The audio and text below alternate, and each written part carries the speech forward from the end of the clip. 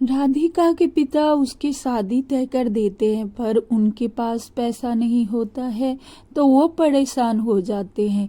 इतने में राधिका कहती है, पिताजी मेरे पास कुछ पैसे हैं, आप ये ले लीजिए, आपको काम आएगा। क्योंकि मैंने सिलाई का काम करके इकट्ठा करके रखा था। उसके पिता कहते हैं, नहीं बेटी मैं ये नहीं ले सकता, लेकिन फिर भी लेना पड़ता है। उसका शादी हो जाता है।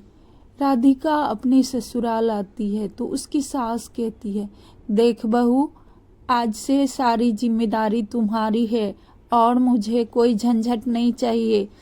सुबह जल्दी उठ के सारा काम निपटा लेना, और हाँ, तुम्हारी सिर से कभी घूंघट नहीं हटना चाहिए। ठीक है माँ जी, मैं कर लूंगी, आप चिंता मत कीजिए, मैं सब संभाल लूंगी। बड़ी आई सब संभालने वाली, अब से ये मेरा जगह लेगी। नहीं माँ जी, मैंने ऐसा नहीं कहा।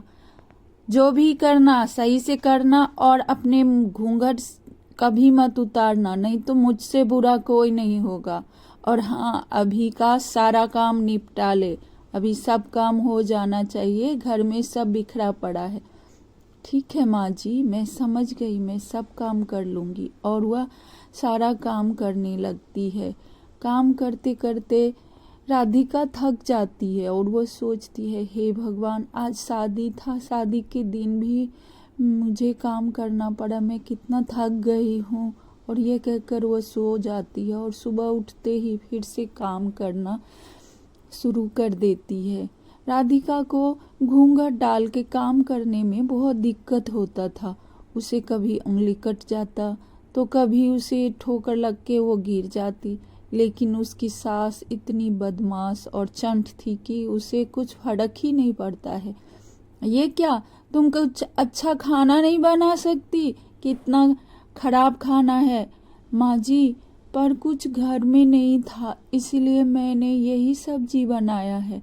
तो अपने माँ बाप से बोलती ना दहेज के लिए। राधिका के माँ बाप ने दहेज में एक मशीन दिया था सिलाई वाला, और कुछ भी नहीं दे पाए थे क्योंकि वो बहुत गरीब आदमी थे।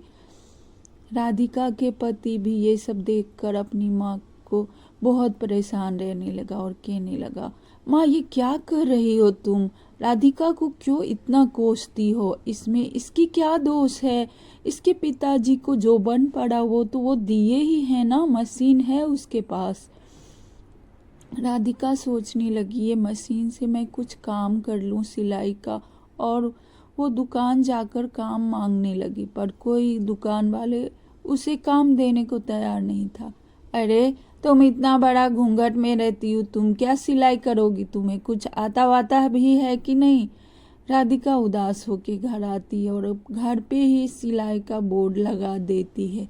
इतने में एक महिला आई और कहने लगी, देखो मुझे एक पटियाला सूट सिलवाना है, मुझे कल ही चाहिए, क्योंकि मुझे एक शादी में जाना है और कोई सिल नहीं दिया। तुम क्या सी पाओगी?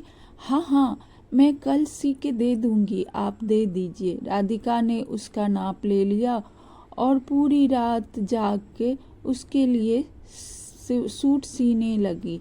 उतने में वह घूंघट उतार ली। उसकी सास आई और बाल खींचकर उसे बोली, तुम्हारी घूंघट कैसे हट गई तुम्हारे सिर से? डालो घूंघट, या नहीं तो मैं मशीन को फेंक के जला दूंगी।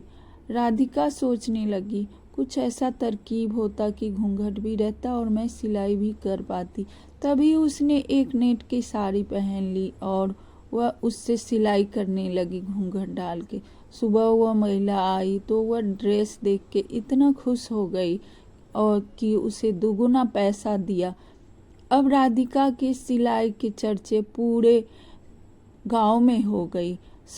सब लोग राधिका को घूंघट वाली दर्जी की नाम से जानने लगे।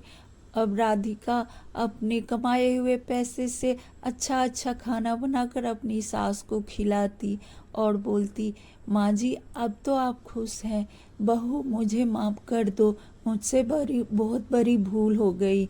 इज्जत तो मन में होता है, घूंघट डालने से कुछ नहीं होता, मैं ये सोच नहीं पाई।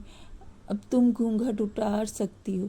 नहीं माँ जी, ये घूंघट तो अब मेरी पहचान बन गई है। और सब लोग राजी खुशी रहने लगे।